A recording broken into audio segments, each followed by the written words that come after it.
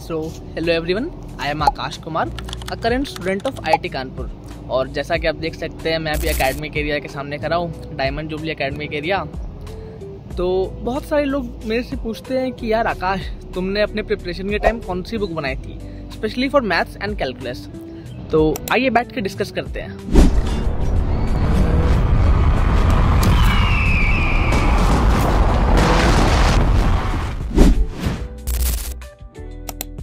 तो यार 11-12 में तो मैंने सिंगेज लगाई और पर्सनली उससे मुझे ज़्यादा फायदा हुआ नहीं। फिर मैंने ड्रॉप लिया और मेरे दोस्त ने बताया कि मार्केट में कैलकुलस की एक बुक आई है। तो उस बुक की खासियत ये है कि वो डुअल लैंग्वेज में है, हिंदी और इंग्लिश में। तो फिर अब करेंटली तो मुझे लगता है कि इस बुक से अच्छी कैलकुलस की मार्केट में कोई बुक ही नहीं है। तो पर्सनली मैंने जो बुक सॉल्व की थी वो ये है। पर अभी मार्केट में इस बुक की एक रिवाइज्ड एडिशन भी है जो कि मैं अपने जूनियर से लेके आया हूँ, और वो ये है। तो ये पुरानी बुक रखी हुई है और आइए इस रिवाइज बुक को देखते हैं। पेज की क्वालिटी तो काफी अच्छी है। तो यहाँ पे जैसे कि क्वेश्चन दिया, जूम करना थोड़ा, यहाँ पे क्वेश्चन दिया हुआ है, a function 2 to infinity define on D.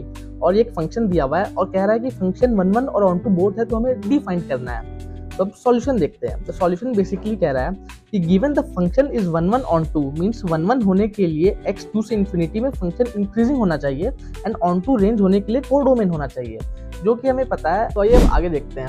यहाँ पे एक क्वेश्चन है जैसे कि find the shortest distance between the line and the parabola. तो उसके एक्सप्लेनेशन में यही लिखा हुआ है कि लाइन और पैराबोला के बीच की शॉर्टेस्ट डिस्टेंस उसके नॉर्मल के अलॉन्ग होगी। और अगर आप देखिए बुक में किसी भी पेज पे, इधर हिस्टोरिकली फिजिक्स में ऑब्जेक्ट के मोशन को समझने के लिए डेरिवेटिव को इंट्रोड्यूस किया गया। तो मतलब पूरी बुक बेसिकली इंग्लिश लैंग्वेज में ही है, जो कि बच्चों को समझने में बहुत आसान होती है और बहुत ही लूसिड लैंग्वेज है। तो जैसे कि बात कर रहे थे हम कि बेसिक स्ट्रक्चर तो सभी बुक का सेम ही रहता है। पहले थ्योरी रहती है और फिर इन टेक्स्ट क्वेश्चन रहते हैं और फिर एक्सरसाइजेज रहती है। और इस बुक में भी वैसा ही है, पर इसके इन टेक्स्ट क्वेश्चन मुझे ज़्यादा रेलेवेंट लगे rather than सिंगेज या अरिहंत। और अगर आप एक्सरसाइजेज पे आए तो इसकी सबसे बड़ी खासियत यही है कि आप इसके एक्सरसाइजेज देखेंगे तो उसमें जेई मेंस के लिए अलग लेवल है और जेई एडवांस के लिए अलग लेवल है, पर बचे हुए बुक में जेई एडवांस से स्टार्ट करते हैं। तो देखिए इस बुक में पहले 2 लेवल जेई मेंस के लिए अगर आप देखिए तो उसमें टॉपिक वाइज सेग्रीगेशन भी है, definition of function, range of function, even odd function. और लेवल 1 और लेवल 2 स्पेशली फोकस है जेई मेंस के लिए। अगर आपने इतना लगा लिया तो आपको जेई मेंस के लिए और कुछ भी नहीं करनी है। और उसके बाद और भी कई लेवल हैं, जैसे कि लेवल 3, ये स्पेशली जेई एडवांस के लिए है। पर बाकी बुकों में क्या होता है, जो कि मेरे ऐसी पर्सनल ओपिनियन है कि वो डायरेक्ट लेवल 3 से स्टार्ट करते हैं, जेई एडवांस से, जो कि कई बार कॉन्फिडेंस डाउन कर देती है।